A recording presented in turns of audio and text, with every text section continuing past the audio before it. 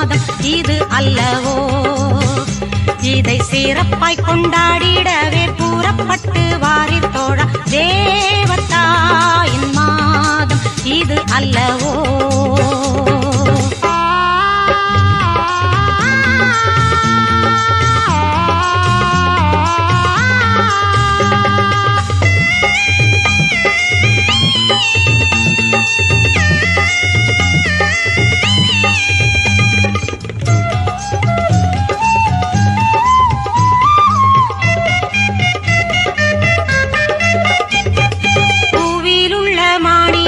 தேவசூதன் தந்த அன்னை, புண்ணிய வரங்கள் எல்லாம் கொண்ட அன்னையே.